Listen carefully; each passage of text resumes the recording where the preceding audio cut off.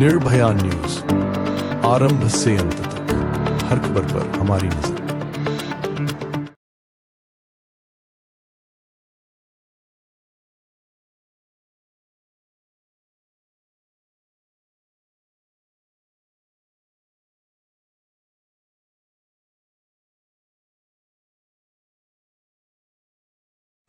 ગઈકાલે તમે જોયું છે ગૃહ વિભાગનું જાહેરનામા મુજબ રાજકોટ રેન્જમાંથી મોરબીનો સમાવેશ બોર્ડર રેન્જમાં કરવામાં આવ્યો છે અને એ જ પ્રમાણે બનાસકાંઠા રેન્જમાં પાટણ, વાવ-થરાદ અને બનાસકાંઠા એનો સમાવેશ કરવામાં આવ્યો છે.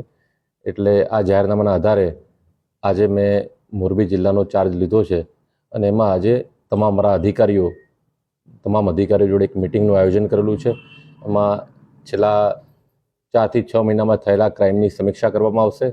મોરબીને લગતા પ્રશ્નો જે કાયદો વ્યવસ્થાના હોય, તમે પણ લોકોએ જણાવ્યા ટ્રાફિકની સમસ્યા હોય કે આ બધી, એ બધા વિશે વિસ્તૃત ચર્ચા કરવામાં આવશે અને એનું આગામી સમયગાળામાં નિરાકરણ માટે પ્લાનિંગ કરવામાં આવશે.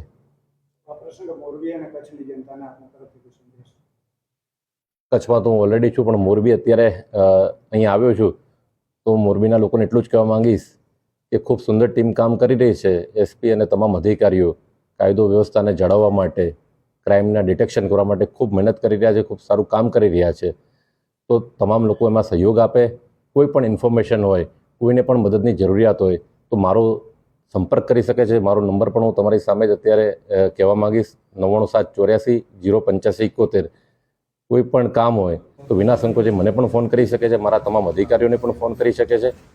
અને ખાસ તો હું કહેવા માંગીશ કે આપણા જે યુવા મિત્રો છે, કોલેજમાં જાય છે અથવા તો સમાજના આગેવાનો છે, ક્યાંય પણ કોઈ એવું દૂષણ જણાય, ડ્રગ્સને લગતું દૂષણ જણાય તો તાત્કાલિક અમારા અધિકારીઓને જાણ કરે અને અમે એના પર ત્વરિત એક્શન લઈશું. કારણ કે આ બાબતે હું એકદમ મક્કમતાથી કામ કરવા માગું છું અને આ દૂષણ દૂર કરવા માટે અમારી ટીમ કટિબદ્ધ છે જણાવવા માગું છું.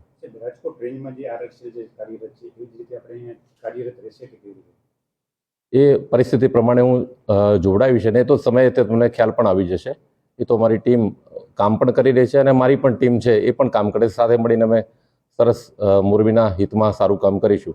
છેલ્લા મહિનાઓમાં રાજકોટ રેન્જમાં જ્યારે મોરબી જિલ્લો હતો ત્યારે ખનીજ માફિયાઓ સામે બહુ સારી કામગીરી ઘણી જગ્યાએ થઈ છે.